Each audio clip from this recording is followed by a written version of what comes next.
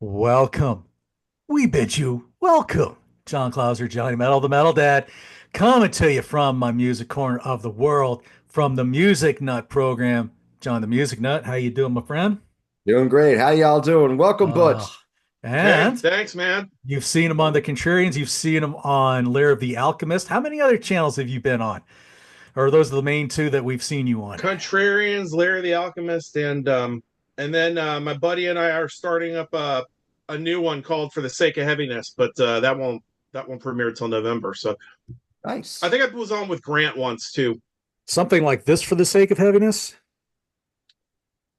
Something like that, maybe?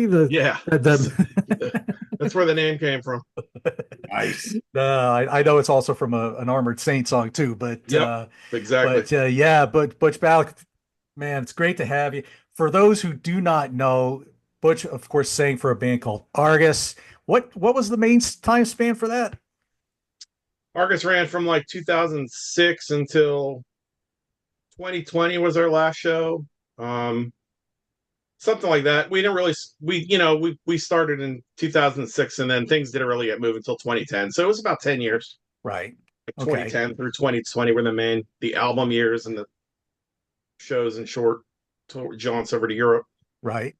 And then we have, and he also was in this project here with Vic Arduini with man, this I was just trying to describe this to John before. This is like if Trouble could have just been more doomier. Would that be a good description of that project? Man, I mean Trouble's pretty doomy on the first few records. I mean, it's a doomy album. I always Yeah. just called it, I don't know how to describe it really. It's tough when it's your own thing. I was called it kind of like progressive doom, I Progressive guess, doom. or Okay. with some progressive elements because Victor, some of that stuff is I don't even know how I managed to wrap my head around it enough to sing on some of it, especially, the 17-minute song. So Right. Yeah, I pulled it out to listen to again not too long ago, and it'd been a little while, and I was like, wow, this is really good. thanks, It's man. I appreciate that. definitely different. So there you go. But we're not here to talk about Mm-mm. Argus, or we're not here to talk about that. However, we are going to talk because this is up to the limit, and this is episode 6. And we're talking. Oh, look at the vinyls and the CDs showing. This is good. Yeah, Metal Heart. So let's see what do we got with Metal Heart. So this was recorded and mixed during October and through December of 1984, back at the Dirk Studio. Released February 25th, 1985, and we have 41 minutes of just absolute metal goodness again. Released in Europe on RCA label, as well as Portrait and Epic here in the States. 3 singles. We of course had the Midnight Mover, March of '85, with its lovely stomach and vomiting inducing video they made for it, with all the or the kind of video that would probably kill an epileptic. Maybe I'm not sure which. Seriously. Um, which it was. Wolf said, yeah, we were ahead of our time doing that because nobody was doing that. Now you can see it just about everywhere. Yeah. Metal Heart, they did it as in a Japan single in '85, and Screaming for a Love Bite actually got a European single release. Chart action, real quick. Up in Metal Roger and Michael Adano's and Jex Russell and Tim Derling's and Martin Popoff's and Darcy Ska's neck of the woods. Got up to 86 up in Canada. Finnish charts, number 8. This is John's favorite part. The German charts, number 13. The Japanese charts, this did well, number 47. My buddy Paul in Ove Rendum's territory over in Norway got up to 9. Sweden, number 4. Swiss, number 14. Over on the other side of the pond in the UK, number 50. And here in the States, it cracked only to number 94. So it didn't quite chart as high as Balls to the Wall, did not go gold or any other kind of certification there, which for me is a little bit of a head scratch. I don't know. But Butch, we are going to let you talk about your point of entry into Accept, and then we're going to let you talk about Metal Heart from there. So the floor is yours, my friend. All right. Well, my point of entry into the band actually is probably college radio. There were a couple of college radio stations, and you and I grew up in the Lehigh Valley. Um, and there was a radio station out of Lehigh University. Um, uh, and then there was one out of Lehigh County Community College. WXLV, I think, was that one. That's the Oh one wait, I that's XL. the one I remember. Yeah, XLV. Yeah, there was XLV, and then there was another one. And both stations had metal shows.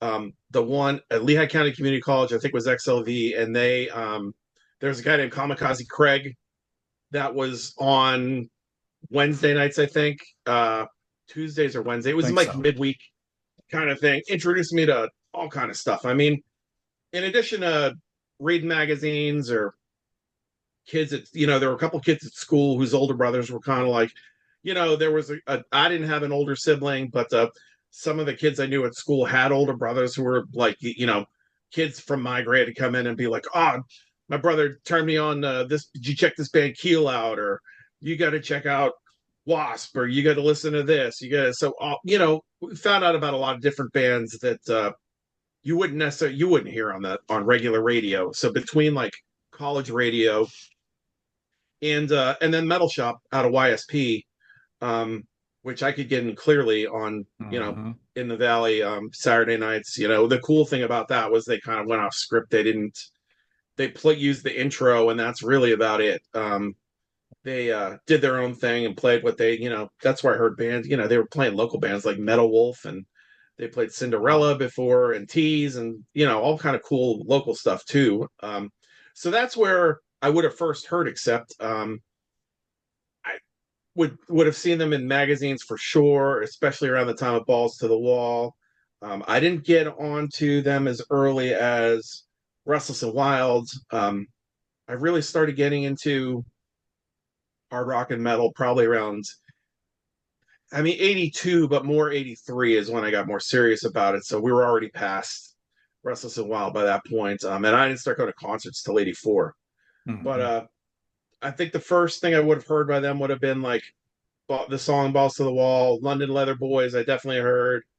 Um, there's a lot of songs from that record that I'm sure I heard Fast as a Shark at that point, from the college station. So I had, I thought Accept was cool. I hadn't gone out and bought anything yet. I mean, I was slowly like amassing a tape collection. Um, and but I liked the band. And then what really set me on to them, and I will talk about it later, was seeing them open for Maiden. Like, blew my mind. I had heard Midnight Mover and liked that song a lot, and so I knew the record was coming, and I'd seen it out. I liked it. You know, I think this is a pretty cool album cover. Um, with that heart, it's cool too. One of the guys in the band has like the model of this, or someone had posted the model of this heart that they have, which I think it'd be awesome to own. Wow. Yeah, I'd love But to see that too.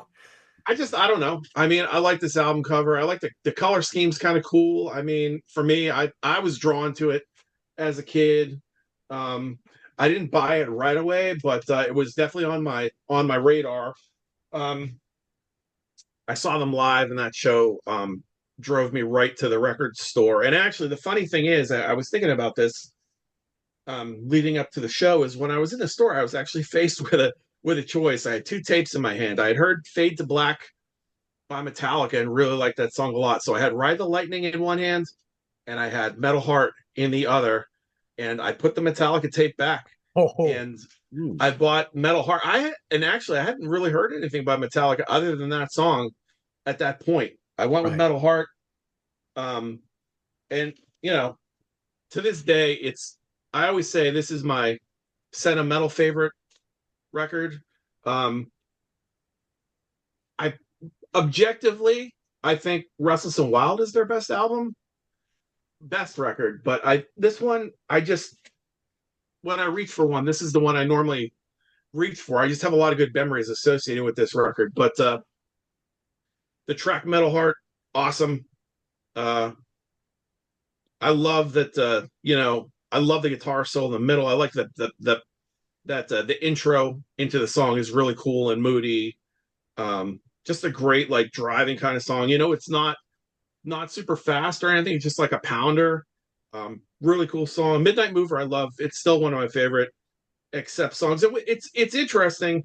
You could tell the band was trying to at this point was trying to come break across. I mean, in addition to working with Dieter Dirks, I mean, there's a few songs on this album that definitely are veering now in a more commercial direction that sound like, if it weren't for Udo singing on them, could have been Scorpion songs. I mean, Midnight Mover, Screaming for a Love Bite, um, Living for Tonight. I mean, all of those have kind of like a more commercial kind of vibe. The thing with Accept is though, Udo. I mean, he was a love him or hate him kind of proposition. I love Udo, but there's no doubt. Like if you were singing in a cover band back in the day, luckily the lyrics are inside this record. But as a singer, I was thinking about if I would have had to try to sit and decipher what Udo was singing, there's really no way to do it. I mean, his voice is really, you could pick out key words here and there, but it's really hard to understand what's going on, which I think was maybe what set him. Because my wife just asked, she said, "Is that that guy sounds a lot like like Brian Johnson from AC/DC?" And which he kind of does. He has that same vibe, but it's hard with a little bit of the accent and to understand what he's saying. And I think maybe that might have held them back a little bit. Um, but I think this is a great record. Metal Heart's awesome. Midnight Mover's great. Up to the Limit's great. Wrong is Right is great. I mean, side one, perfect. I think it's perfect album side. I mean, and it stands up to everything except is done to this point. Side two, I think, drops off in a couple spots. I like Too High to Get It Right, but it's like not an essential track for me, but I think it's good. Dogs on Leads, I think, is killer. Teach Us to Survive is odd. It's almost like them touching on there's a little bit of jazz in there and a little bit of like Van Halen, even to my ears. Interesting kind of song. Living for Tonight is cool. Good anthem. Bound to Fail, I've loved that song. I love the just that whole chorus to that song is great.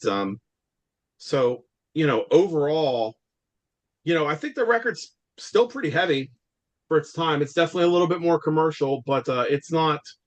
They didn't like totally sell out or anything like that. It's still a heavy record. I mean, there's a lot of melody on Balls to the Wall and Restless and Wild too. It's just that this has a little bit more of a more mainstream kind of like you know Scorpions kind of vibe is the best way to put it. Like in terms of that style of like maybe what the Scorps or Dokken were doing, or just a little bit more melodic metal instead of it being as heavy. I think the playing on here is great. Wolf Hoffman, clearly one of the more underrated guitar players. I mean, people that know the band love Wolf, but his name doesn't come up as much as it probably should in terms of praise of lead guitar players. I mean, the dude was ripping, throwing classical in with his playing and just doing great things. The play, Peter Baltz has great, there's some great bass lines on here. There's some really tricky stuff. I mean, just overall, like if I had a complaint about anything, it wouldn't be playing wise. Some of the drums, the sound of the drums is a little bit wonky to me at times, almost leaning towards being a little bit overproduced. But I mean, overall, it's again, it's so mixed. This album is so mixed up into what was going on in my life at the time and seeing them, and it just being part of a soundtrack of what I had going. And it's hard for me to distance myself enough from it to not just if I had to mark it. I mean, in terms of for nostalgia's sake, and this is like a 9-star record for me. I think. And all these songs, like I really think that the fact that this didn't break them is a bummer. I really think it's one of those records that should have broken them. I don't know. I think like, you always, there were always those dudes and you went to school with that were a little bit, too hard for their own good. It's like, oh, there's, that's a little bit more commercial, and or that's kind of wimpy, or if it wasn't like always like raging at 10 at fast as a shark speeds or whatever. Oh, they sold out, but it's a heavy. I mean, it's still a heavy. It's not like they went turbo on Right. this record, like it went That's that true. soft or anything, and it's not full of keyboards or synthesizers and stuff. It's a little bit more melodic in spots, and those songs, the songs that are commercial on here are like super well done songs. I mean, Midnight Mover is a fantastic song, totally catchy. Screaming for a Love Bite is super catchy. I mean, these are like great songs, and I wonder, it it'd be interesting to see had those, you put those songs on a Scorpions record, um, especially something for like Screaming for a Love Bite. Like, do people receive it differently because of the vocals? I mean, like I said, Udo is kind of like it's kind of like the voice is a little bit on the extreme side. I love him. I like what he does. It fits the music perfectly, I think, and gives them their own. It really helped them set themselves apart from what other bands were doing. He had all that kind of like edge and gravelly glass swallowing thing going on, where whereas like Halford and Dickinson were Much more clear. yeah, we're doing things, more straightforward, in the stratosphere. Um, this set them accept apart from a lot of bands, and I I really think they should, with the three records in a row, Restless and Wild, Balls to the Walls, and this, they should have been. I think they should have been massive, but it's tough. It's tough for straight ahead metal bands. There weren't a lot that really made it big. I mean, back then you really had Maiden and Priest, and then thrash. Some of those bands got bigger later, but in terms of like mainstream straight up metal bands, there were only ever more than two or three at a time that were like headlining like big places. Everyone else was at a club level or opening. And people, I think sometimes we forget that, especially like once we got into the 90s and the whole like a metal is dead thing. Well, it never really was like this. Hard rock and metal got massive for a while, but the true metal bands never got that massive. I mean, they moved more numbers, but they were never like giganosaurs. The Motley Crue and Rat and bands like that, that Bon Jovi and Def Leppard, that stuff all got big. Right. But your Accepts, your Sabotage, Dio was of the third of the bigger straight up metal bands. Sabbath had waned by that point, was back to playing theaters. Yeah. So Yeah. anyway, that's to Nobody, make a long. nobody was going to be selling JFK Stadium out in Philly at that time, back in the mid Yeah, '80s. Not in the metal category anyway. no. So I mean, to make a long story longer, that's my take on this record. I love this record. I think if you're an Accept fan and you haven't heard it, why? I mean, I'm sure you have if you're a big fan. If you don't like it, I question why you don't, but Right. that's up to you. Yeah. To each their own. I love this record, and that's my story, and I'm sticking to it, man. And we talked about that last week with one of the songs off of Balls to the Wall about, man, if you imagine this, it was it was the Winter Dreams. Oh, I love that song. If you imagine Winter Dreams getting in the hands of, say, the Scorpions or Adoro or somebody else who Hmm. was, man, that would have been bonkers. But yeah, Winter It's Dreams, that's a good one. it's interesting too. It's funny listening to the lyrics um, on some of these records from back then when bands would talk about the future, like Metal Heart. Udo's like, it's 1999. It's just like we're so far past that at that point. I'm like, none of this shit's happened, man. Exactly. It's like it's They were 25 worried years about later. nothing. Yeah. Here it is 25 years later, and it still has, well, I don't know I don't have, where's my Metal Heart? I want one. if Oh man, dude, thank you. That was good stuff. All right, John, I will let you I'll let you have the floor. Okay, thanks, guys. So this was the first one I bought. Here's the cassette. Ooh, It cannot play anymore, but I got it. And here's the CD. Now, this is attempting to be more Americanized, but still staying true to their roots. Interestingly, a lot of people say this is a more accessible record, a more commercial record. There's no ballad on it.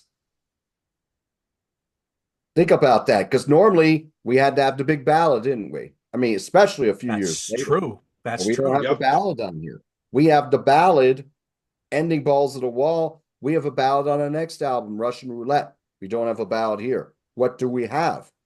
We have songs that are a lot more catchy, a lot more compact, sandwiched in by these two near epic songs that have classical influence to them. The opening track, that opening riff is Slavonic March by Tchaikovsky. Go on YouTube that, and it's note for note, and it's pretty freaking awesome.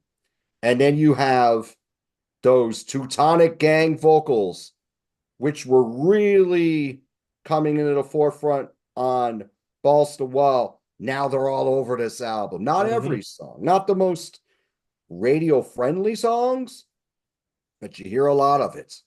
This opening, when Wolf is playing that guitar, and then the gongs and the timpani come in with along with those vocals. What a way to start an album before it goes into that menacing riff. And then here comes Udo singing about man versus machine. This is 1999, talking about what we're going to face into the future. Like Butch was alluding to, they were talking about people having a metal heart in the future on the news, because people were about to have artificial hearts at that point. They were trying them out.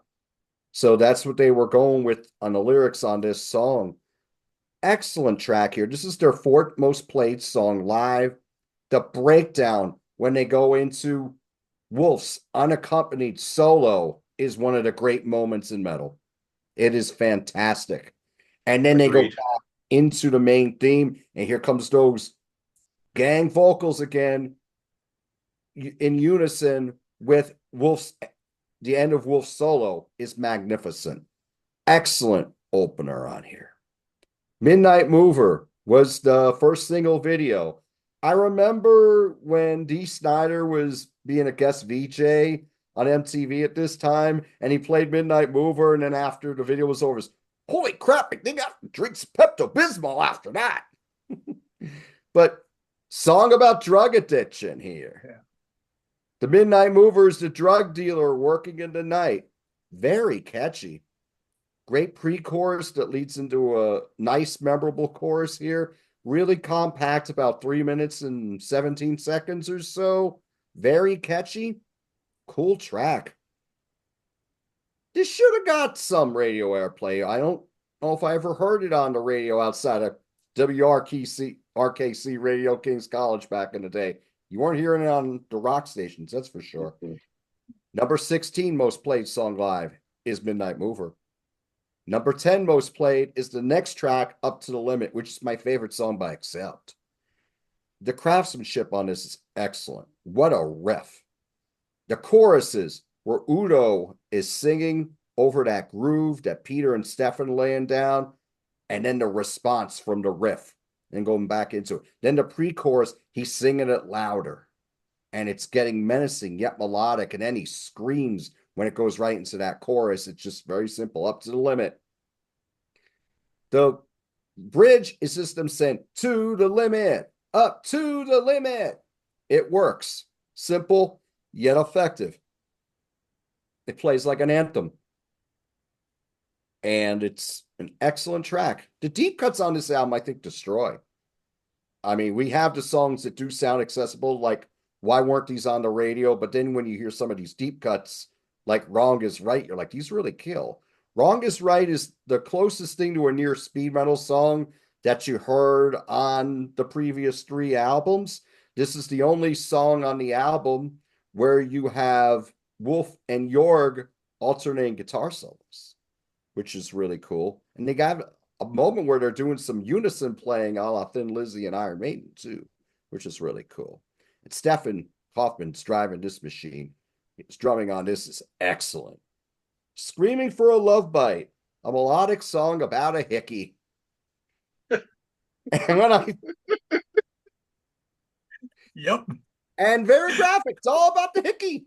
So I listen to this song. Could the Scorpions have made this a hit? Could one of those LA glam metal bands at the time made this a hit? I think they could have, because it's a well-crafted song. It's done the chorus is excellent. They sound joyous in the chorus.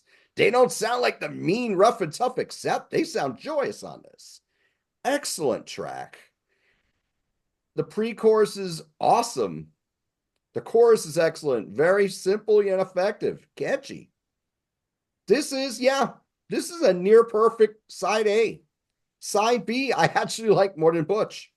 Too high to get it right. Here comes that great call and response between Udo and those Teutonic gang vocals. Awesome.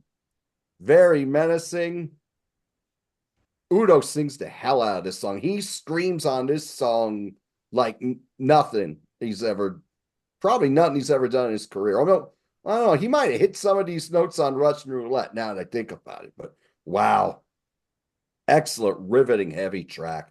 Dogs on Leads is the heaviest song, though. It's slow and it's grinding, and it builds in momentum. Mm-hmm. You got Peter and Stefan laying down that groove, and then those guitars are in the background, just adding color, but they're making it feel so ominous. And they go into the pre-chorus, and Udo sings louder, and then they go into that main theme, Dogs on Leads. Excellent. The breakdown, the musical, well, the bridge, you would say. The bridge is very interesting because you're playing a different rhythm. Udo's voice is gaining in more momentum and menace as it keeps going on before it kicks into that wicked guitar solo from Wolf. Excellent. Great riffs on this one. Again, you have Udo on the verses, that vocal delivery, the vocal melody is carrying it, and the call and response between the guitars, and then it goes back to Udo's vocal, and then you hear the guitars again. Excellent. Learn How to Survive. Yep, it's a little different. This is, except going a little jazz, you have Peter Baltus actually playing an acoustic bass on this, and his bass work on there is excellent. Very busy. Mm-hmm. Awesome, though. But again, this is one where there's a lot of drama in it. The guitars are bouncing between playing those great chords and then just bringing a feel, dun, dun, dun, dun, dun, dun, and letting that ring out while Udo's singing to it. Excellent. Again, like the craftsmanship on here, they're not just singing over the riff or singing with the riff. A lot of call and response between Udo's vocal and whatever riff or whatever rhythm is being played. Very spooky song, and of course that breakdown here is so cool to me. A lot of people might think it's a little weird, but I dig it. I've always loved this track. And then you got the finger snaps in the breakdown. It's really cool. Yeah, and which they get credited for on here. I think Jorg and Udo are doing those fingers. Jorg and Udo, yeah. But they're calling finger snipping, which is weird. That's what it says in the cassette anyway. Living for Tonight. We're a little melodic, but very menacing. The riffs on here carry it. Excellent track here. I mean, one of the most memorable riffs, I would say, in the catalog. Excellent one on this. Excellent track. Bound to Fail. The majestic closer. More of those classical influences on there. Wolf's solo in that ride out while you hear those gang vocals, and it's nearly 2 minutes, is magical. And this is a song it's about the human psyche. We're bound to fail. Will we continue to fail, or will we rise above? Will we be more focused? That's what it's about, because when you read the lyrics, that's what it's all about. We've repeated this mistake over and over. Are we going to do it again or not? That's a universal feel that I've talked about with people. That's another excellent track, fantastic closer. How good a closer is this? When you go to see Accept to this day, and even on the Metal Heart tour, when they play their last song and they go, thank you, good night, and then they're bowing the audience, thanking the audience, they play this song in the background. They play the ending of this song in the background because it's a perfect way to end an album. So this was like Butch. This album does have a sentimental feel to me because it was the first one that I owned, not the first one I listened to. But those feelings that I had at 14 are still here at 53. Mm-hmm. This is a 10. Mm-hmm. Fantastic record. Love it. Yep. What these guys said.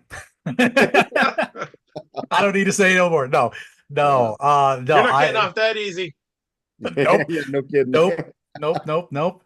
No, I completely agree with you with the sentimental part. And the last couple albums, as I've been going through making my own notes for these, I was trying so hard to not think sentimentality here.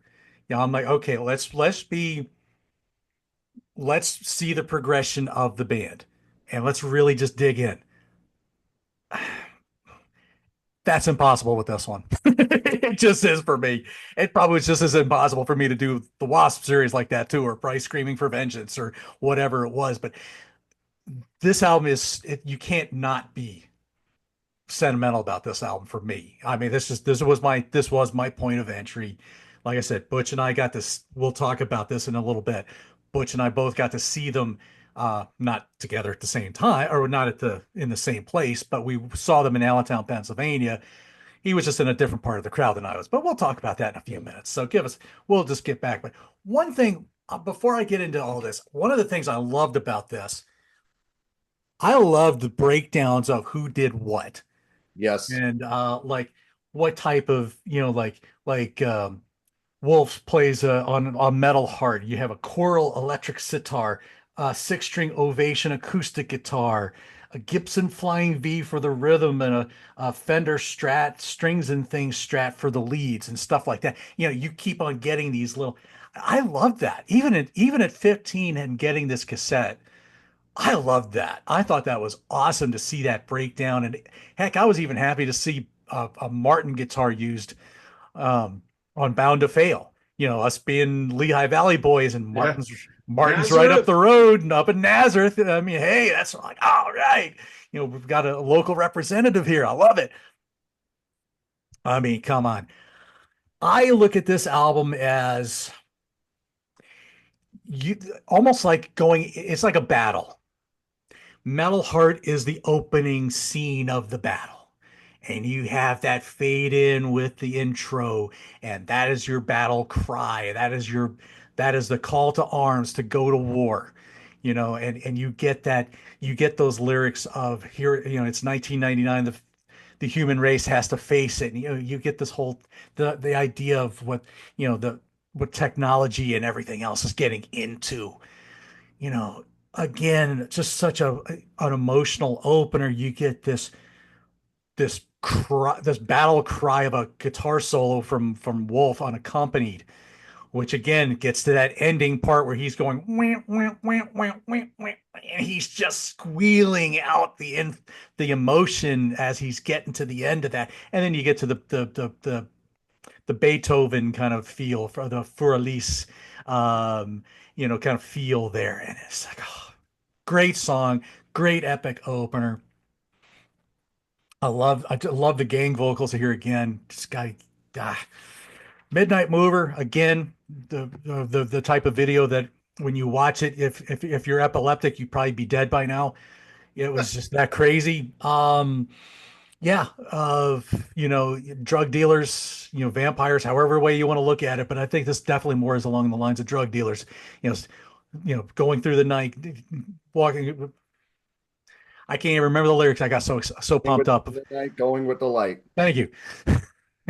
Anyway, because I thought, oh, that could be like a vampire thing too, but no, definitely a drug dealer. But another great song. This was the song that when we saw him in Stroudsburg, that when they started that riff, I'm waiting for that 5 string bass to kick in or the hip shot detuner, and Peter's playing C sharp there. Like, well, the bass player was probably playing C sharp, but not that low C sharp. You're Right. waiting for that low C sharp to come in, and he didn't play it that way. And I was like, oh man, that was like one of the highlights of that song. There's something driving about that lower detuned bass with the drum. But I'm not complaining. It was still a wonderful performance of the song. Absolute great song. Up to the limit where we got the name of the series. Yeah, I still feel like it's AC/DC on mega steroids, but Mhm. it's still a great track. Another just driving track here. Um, sometimes you just can't keep. Sometimes it's hard to keep control.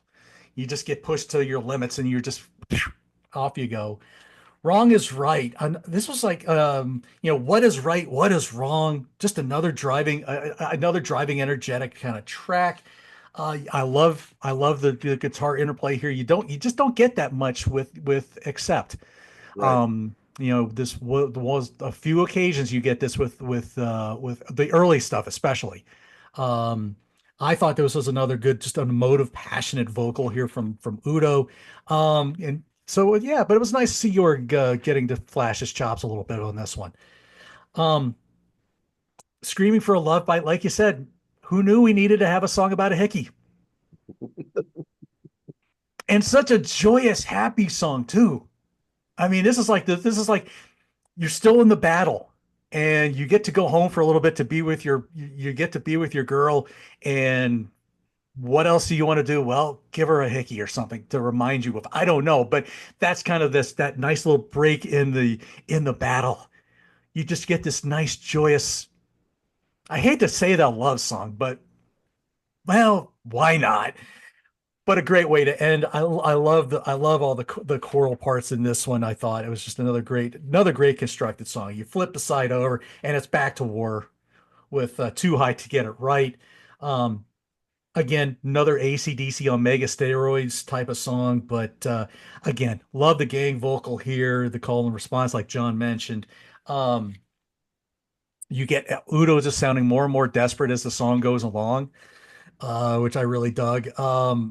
Yeah, but again, just the whole, the consequences of those that which we follow, or sometimes you just get into your dreams and like, well, maybe I didn't think that through too well. Yeah, I think we've all been there a time or two. Dogs on Leads. Can you imagine hearing this song played at like a Russian gulag or a European hostel or something? Because I feel like that's where you're in. That's where the battle has gone. Now you're in some Russian gulag or a European hostel. Like I'm thinking that movie Hostel. Those really dark, dank kind of dungeony looking places where they were doing all Yeah. the torture stuff. I don't know. Again, I'm weird, but again, it's like who's leading who here? Who's the dog and who's really on the lead? Sometimes it's almost the opposite way around here, but it's man, Peter's playing some Taurus pedals here to create that even moodier, creepier atmosphere, which I really dug.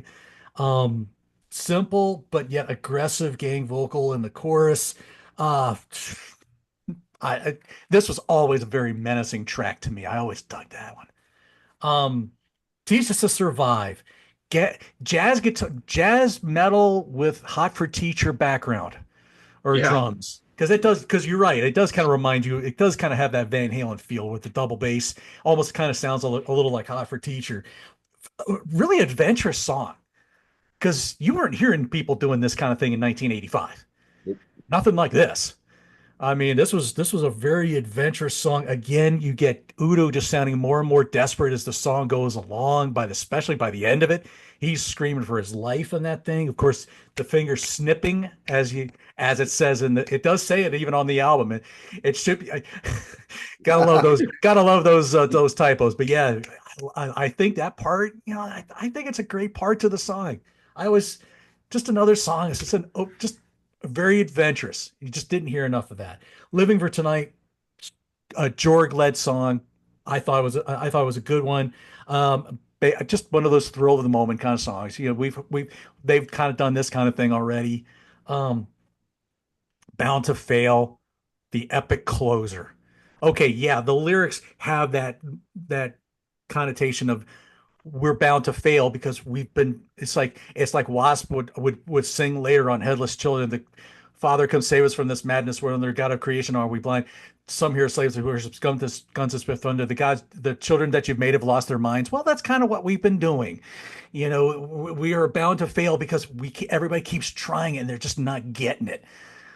But then the second half of the song comes, and that is your triumphal march home from the battle. And I thought it was a perfect closer. I can't not be sentimental about this album. And yes, this is a 10 for me. This probably will wind up being, it's going to be hard to not put the sentimentality into this when it comes to, okay, what's going to be my favorite album? I have a feeling it's going to be very, very difficult. As much as I love Restless and Wild and Balls to the Wall, there's something that I will never be able to get past with the sentimentality of this album and what it means to me. So Excellent. now I got to take a break. So, so we got some. I know this had some tour action because obviously Butch and I got to see it. So, Mhm. why don't you, Butch? Actually, before John goes into it, well, yeah, go, John. Go ahead and do that part, and then we'll talk about it after that. Okay, thanks, guys. This is when they truly focused on America, not only on record, but also on tour. You're doing 116 dates on this tour, 96 of them in North America. Before I go into the dates, what has been played off this album? All of these songs have been played live off of this album, except for Learn How to Survive and Bound to Fail. But Bound to Fail, they played a recording of it after the show is over. And just to correct my mistake from last week on Balls to the Wall, Accept did play two shows in Italy on August 21st and August 22nd. So my apologies to Mangus and my apologies to all of you who attended those shows. No, but they didn't play Italy on this tour. That I can tell you. But they did play Amar Culturus in Amar, Norway, the first date, February 27 of 85.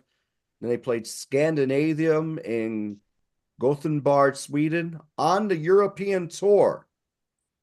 The opener is Exciter for the Long Live the Loud album. Ooh. Damn, that would have been a great show. Oh my gosh. Wow. Holly Gottlage in Osnabrück, Germany. Stadthal and Offenbach on Main, Germany. Les Zenith in Paris, France. Hammersmith Odeon in London, England. And there were a few other dates, but let's get to the United States. Their first date was March 20, 1985 at the West Side Theater in Scranton, Pennsylvania. Wow. Which is about 40 minutes from where I live now and a few minutes from where I used to work when I went in the office. Also on this bill, Crocus was the headliner, I believe, with special guest Accept, and the opener is Rough Cut for their self-titled debut. Wow. Wow. Yes. What was Crocus touring?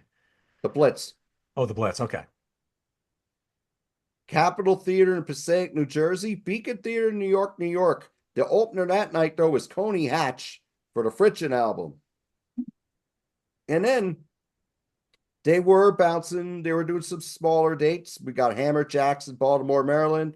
Exposition Hall in Portland, Maine.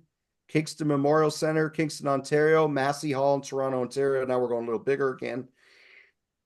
And for all these dates, Crocus was on the tour with them, and Rough Cut played most of those dates.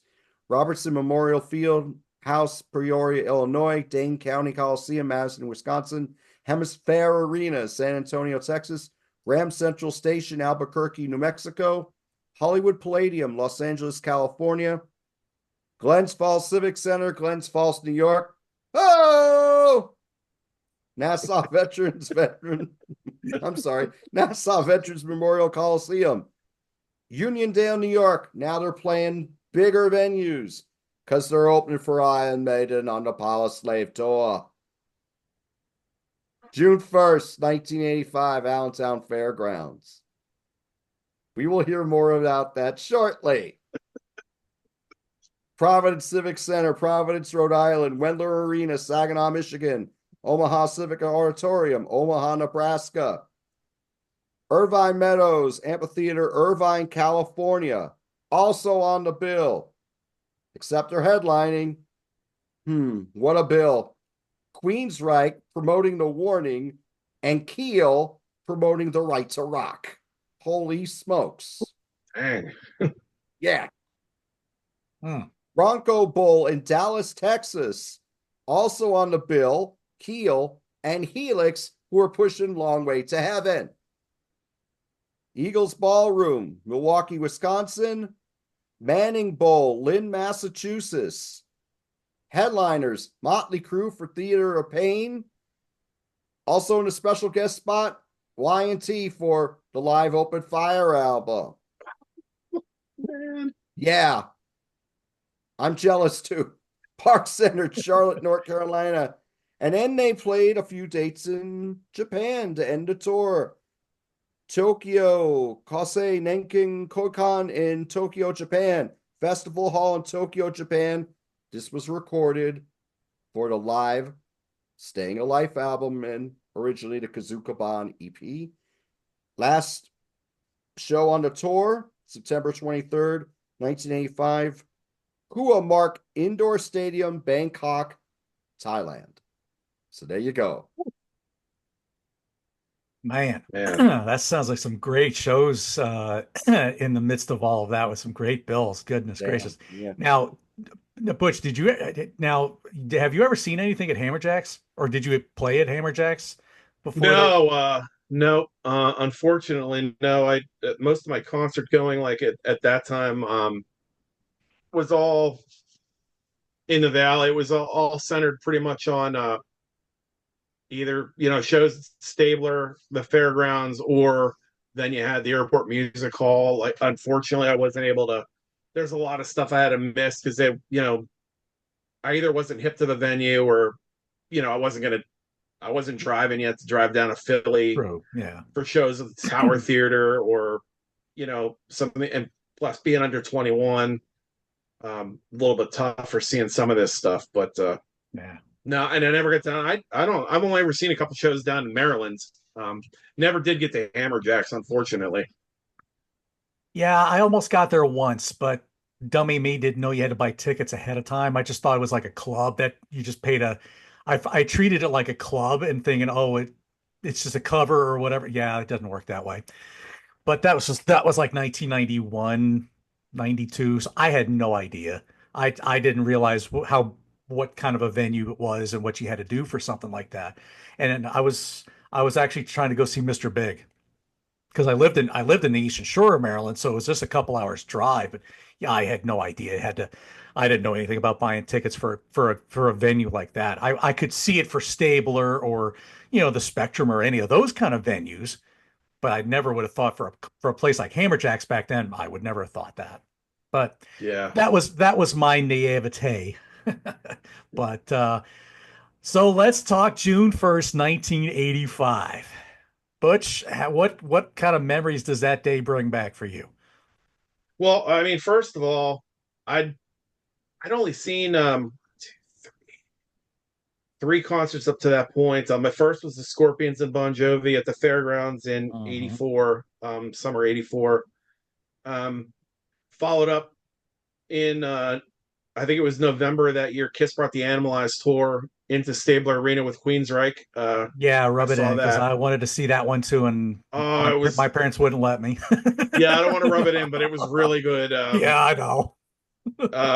Killer show. I was a Kiss freak, so for me to see them at all was I was just like it was and the cool thing about it is years later like there's some of these old shows are actually like there's not great recordings but there's boots of them out there, so to be able to go and hear like that Scorpion show or hear the Kiss show is like it's interesting because I'm 53 now. This is 40 years ago these shows are, so some of your memory about what happens at these shows is kind of like you have a nostalgia for it but you don't remember exactly, and then you hear it back and it's just cool.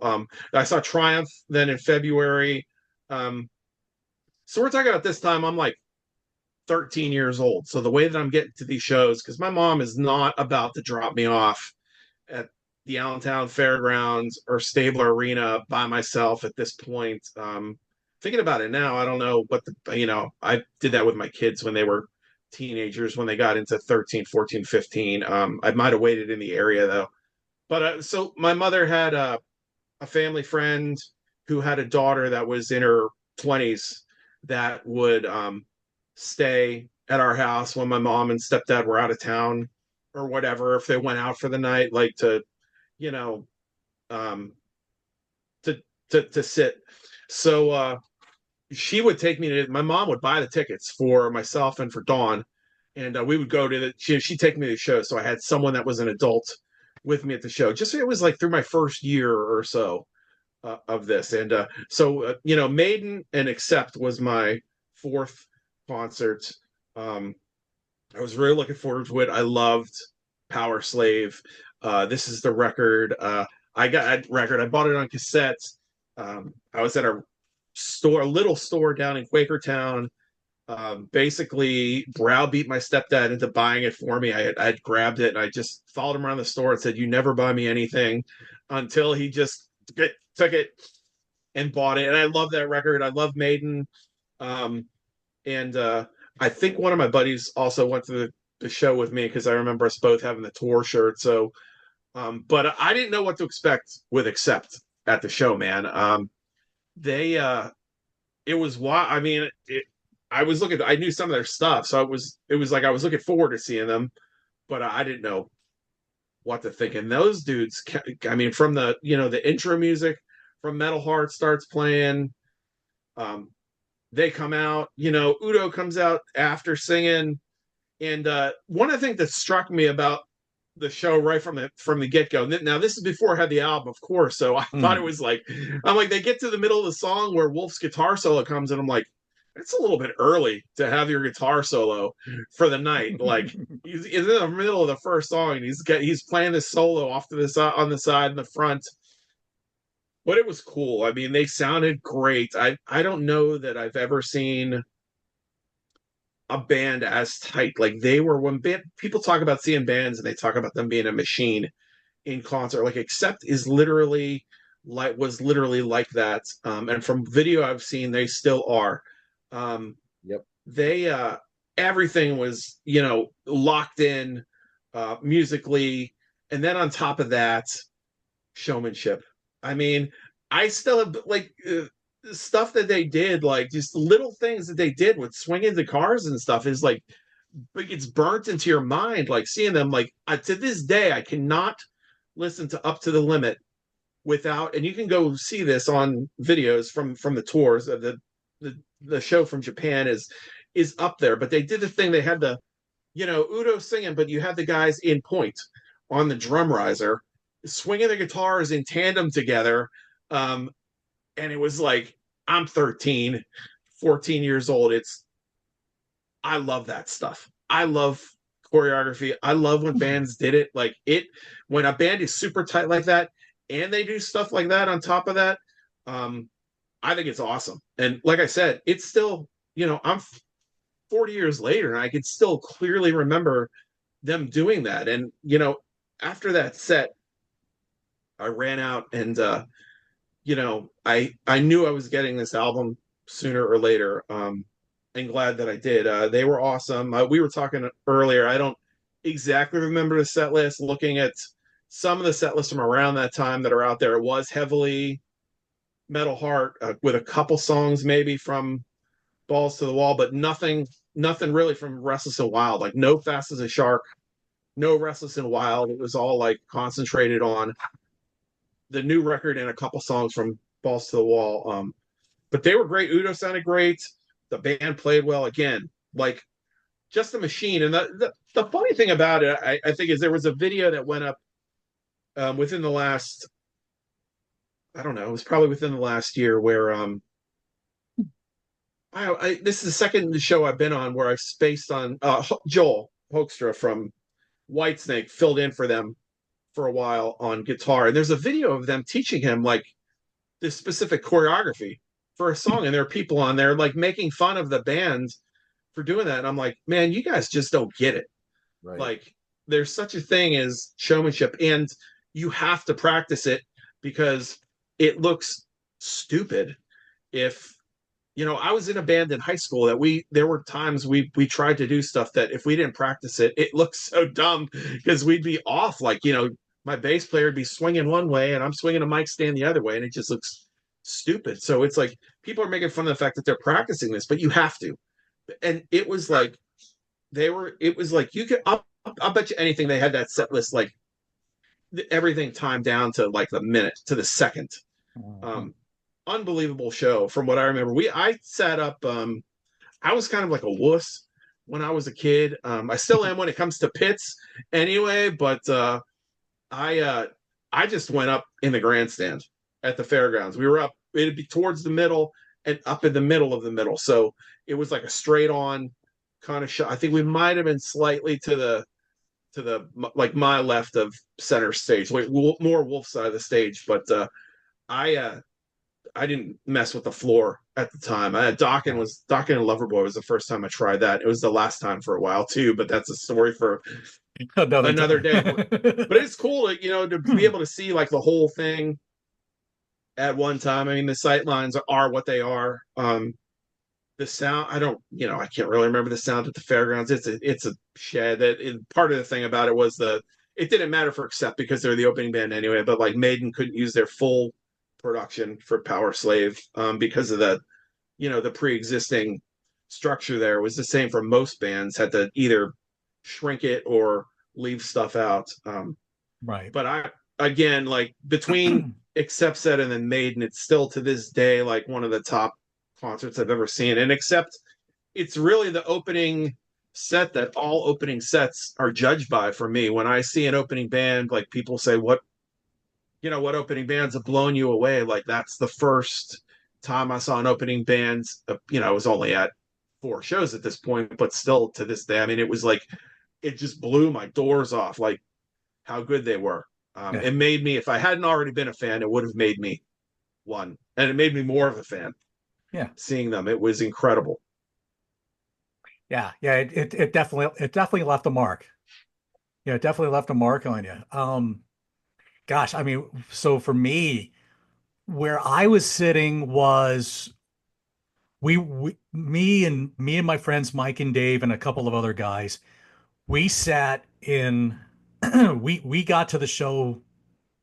Somebody we somebody got us to the show. I remember my parents my parents picked me up, and I remember them commenting to me, "My God, how loud did this have to be?"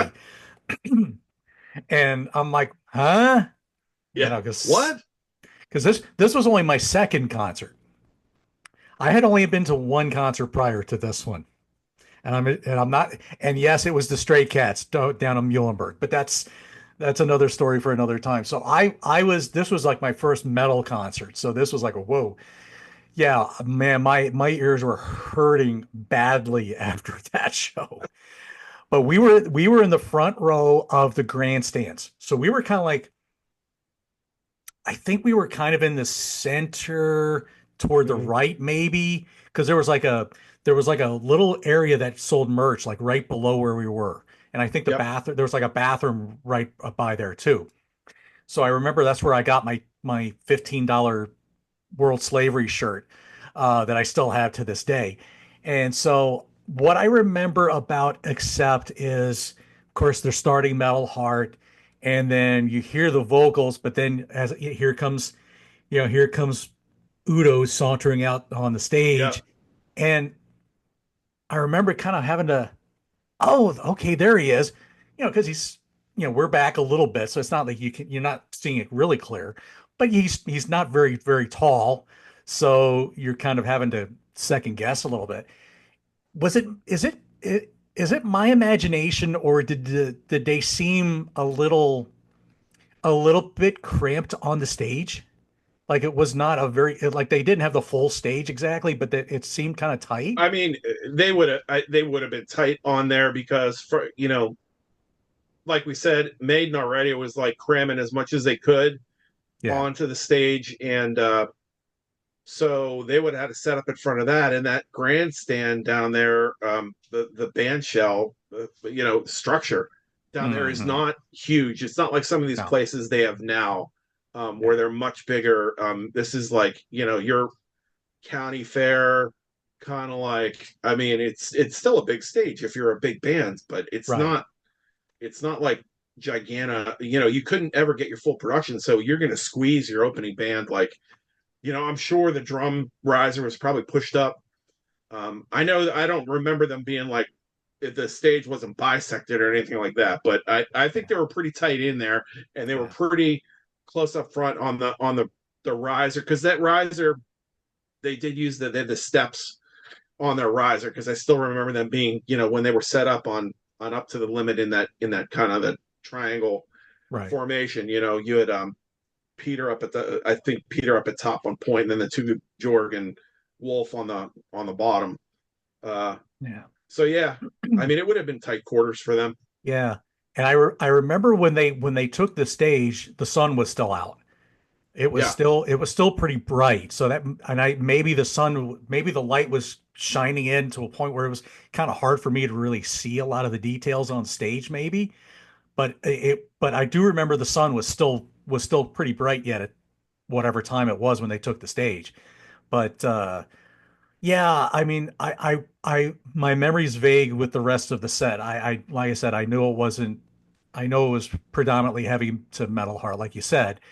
Um, I remember hearing Balls to the Wall because I remember kind of starting to walk through that a little bit with my guitar teacher. He was just kind of helping me kind of do a lot of the counting with the song teaching me that kind of stuff. So it was really my first way of getting to hear that song.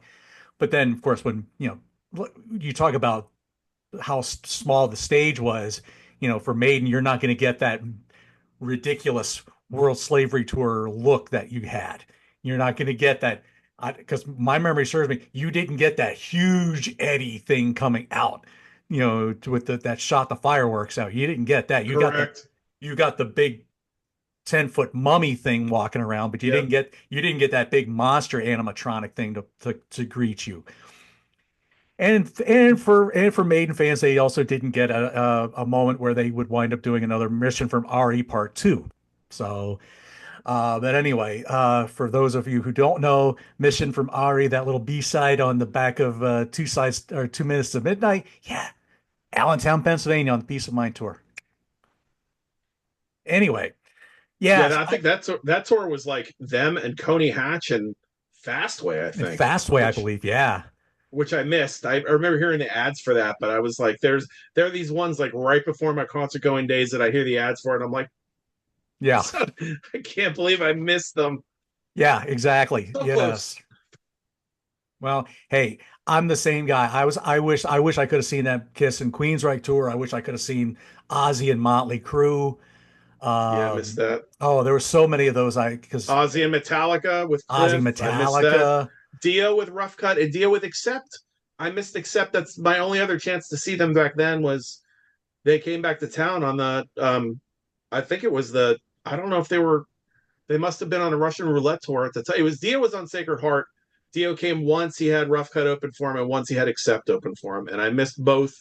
I don't know what the reasons were. It certainly wasn't that I didn't want to go. So it must have been I had Yeah. conflicting schedule or something. But that was the only other time I remember them coming in that general area at the time. They never played the music hall. Hmm. Not until I don't know if they played there on like the Eat the Heat tour or anything like that. But in terms of coming and opening for bands, I think it was like this show. And from my experience on is that and with Dio, and I don't know that they came back again for a Right. while.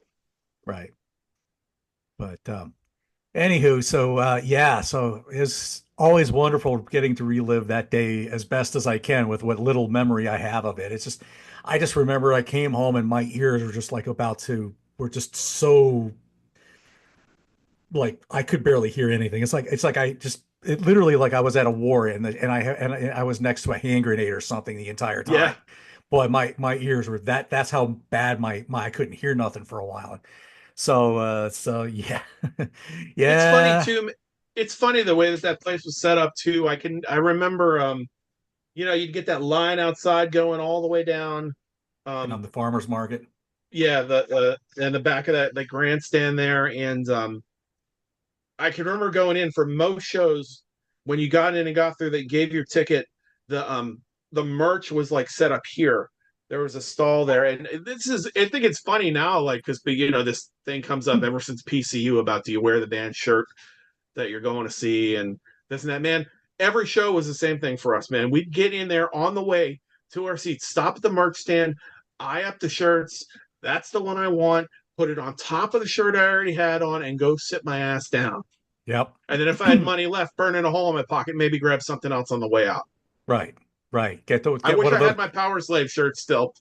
Yeah. Well, hey, I always tease a buddy of mine who from Norway he's seen the band 171 times, but he didn't see the World Slavery Tour. Wow. He was too he was his parents wouldn't let him do the World Slavery Tour. So I always have to get that little dig in, Paul. Sorry, I love you, brother. But yeah, 171 times he's seen Iron Maiden now. And he's gearing up for more. So, but I always dig it. I was like, Oh, I got to see World Slavery Tour though. Anyway, Butch, what kind of things can we be plugging for you, my friend? What kind of shows or man, musical projects or anything like that? What can we be plugging? I'm not doing anything musically right now. I don't have really anything to plug. I mean, I do have my buddy Mike Smith and I are going to be coming out with a show called For the Sake of Heaviness, our own channel. It's going to be starting tentatively November 1. So I Okay. think that'll be the first episode. We're going to be talking about it later. So I don't know. I don't have anything currently scheduled coming up on the Contrarians and then, you know, right now, every week or so, there's something on Lair the Alchemist with John and Tony. We're doing dudes talking metal. So I think we're going to be, talking to Dan Lorenzo pretty soon from Hades and Patriarchs in Black and nonfiction. So I think that's the stuff on the horizon for me. Okay. Rock and roll. All right. John, what have you got coming up on the Music Nut program? All right. Well, episode 7 of It's Smithereen Saturday has just dropped. And I will have 2 more episodes before I wrap up that series. And I just started It's Thin Lizzy Thursday this past Thursday. And the next episode will be October 10 on their second album, Shades of a Blue Orphanage. So that's what's going on there and whatever else comes to my brain. Right. Rock and roll. Well, so one thing, and I'm going to put this, I'll put this in the description, but I had a chance to be on a podcast called the Judas Priest Cast, and I had a 2 hour discussion of all things musical and eventually priest laden, and then of course my happy place here in Birmingham called the Anvil Pub got thrown into here with they made this thing where they took items from a menu from a brunch menu and they were like, okay, we're gonna make a playlist of 4 different eras. You know, the 70s, 80s, include up to Painkiller, the breakup era, and then you have the solo stuff from everybody, and then the Ripper albums in there, and then the reunion period. And we'll pick a song and we'll try to tie it to like the Anvil, or we'll try to they try to tie it to something. There was a couple other things that they said you could tie it to, but the Anvil kind of got mentioned in there quite a bit, so gave them some free publicity there. So that was a lot of fun. I had a blast doing that. So wherever you hear, I know it's on Spotify. I'm not sure what other podcast forms platforms they're on right off the top of my head, but it was a lot of fun. Great guys, great guys. So I'm glad I got to do that, and hopefully we'll get to do that again. So yeah, other than that, that's pretty much all that I've got really on the horizon. So we're just going to wrap this bad boy up. So if you notice, I was trying. This is my little bag of goodies. I was trying to find my ticket stub. I know it's in this mess somewhere from June 1st, but I just I was like, nope. I'm like, I'm never going to be able to find it. So yeah, you know what to do. Like, share, subscribe. I hope, we appreciate all the feedback you guys give us with this stuff. The people who are in the live chat, please keep doing that. I love chat with you guys. Um, and yes, get some metal hearts, guys. Come on. Um, next week, we're going to play a little Russian roulette. You know the Uh, Russian. well, maybe not figuratively, but we're going to talk about this one with our good friend, and hopefully he still remembers he's doing it with our good friend Nick Esquire, who got to see except over in Lidditz, Pennsylvania on this last tour. So for Butch Balich, for John the Music Nut, Thank you, Butch. thank you, my friend. Yes. Thank you, We gotta John and gotta John. keep doing this again. I love getting to have another Lehigh Valley guy on there. So it's always a wonderful thing, even though he's not in the Lehigh Valley anymore. But John Clouds, Johnny Metal, the Metal Dad, saying, hey, rock forever, y'all. We'll see you next week when we play some Russian roulette. Take care.